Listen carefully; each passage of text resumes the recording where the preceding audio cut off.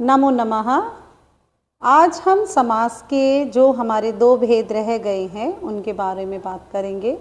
समास के दो भेद हमारे रह गए हैं, जिसमें से एक है हमारा द्वंद्व समास और दूसरा समास है बहुव्रीहि समास। द्वंद्व समास कहता है कि जिसमें दोनों पदों की अर्थात पूर्व पद और उत्तर पद दोनों पदों की प्रधानता होती है, उसे हम द्वंद्व समास बोलेंगे। द्वंद्व समास में यहाँ आप चित्र में भी देख सकते हैं, चित्र में भी दिखाया जा रहा है कि जिस समास में पहला पद और दूसरा पद पूर्व पद उत्तर पद दोनों की प्रधानता है और जब हम समस्त विग्रह कर रहे हैं तो और शब्द का प्रयोग कर रहे हैं, और जब हम समस्त पद बना रहे हैं तो हम क्या कर रहे हैं, योजक चिन्ह, छोटा सा चिन्ह आपने देखा होगा, उस योजक चिन्ह का प्रयोग कर रहे हैं।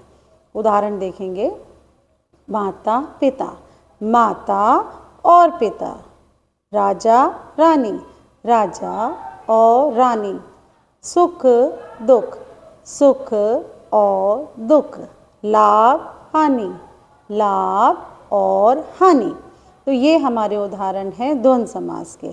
अब हम आगे चलते हैं। यहाँ अन्य चित्र में और भी अन्य उदाहरण दिए गए हैं। इन उदाहरणों को देखिए और समझिए। फिर इसके बाद आता है हमारा बहुव्रीहि समास। बहुव्रीहि समास क्या बोलता है कि जिस समास में न पहले पद की प्रधानता है न दूसरे पद की, अर्थात न पूर्व पद की प्रधानता है न उत्तर पद की प्रधानता है, उस समास में किसी तीसरे पद की प्रधानता होगी, उसे बहुव्रीहि समास बोला जाएगा। अर्थात उदाहरण देखिए, अन्य उदाहरण दे रखे हैं, जो मैं बोल रही हूँ जरूरी नहीं है वही उदाहरण होंगे वहाँ पे, और भी उदाहरण वहाँ पे दे रखे हैं। अब जैसे हमने बोला लंबोदर, लंबा है उदर, उदर अर्थात पेट, लंबा है उदर जिसका अर्थात गणेश। चक्रधर, चक्र को धारण किया है जिसने अर्थात विष्णु। नीलकंठ, नीला है कंठ जिसका अर्थात शिव। त्रिनेत्र, तीन है नेत्र जिसके अर्थात शिव। तो बच्चों को कई बार हम सिखाते हैं कि जितने भगवानों के नाम आते हैं वह अधिकतर जो है बहुव्रीहि समास के अंतर्गत ही आते हैं। अन्य उदाहरण देख सकते हैं, यहाँ पे दर्शाए गए हैं।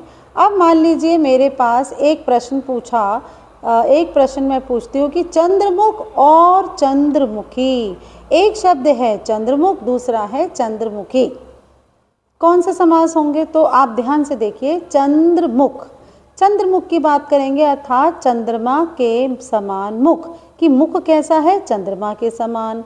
तो ये मुख क्या है? संज्ञा, संज्ञा से पहले क्या आएगा? विशेषण। तो ये कौन सा विशेषण पहला पद किस में होता है? कर्मधारय समास में। तो इस तरीके से आपको लर्न करना होगा, उस प्रकार से आपको जज करना होगा। अब मैंने चंद्रमुख ना कह के चंद्रमुखी बोल दिया। चंद्रमुखी, चंद्रमुखी चंद्रमा के समान मुख वाली है जो, अर्थात उस महिला की बात की जा रही है जिसका मुख चंद्रमा के समान है।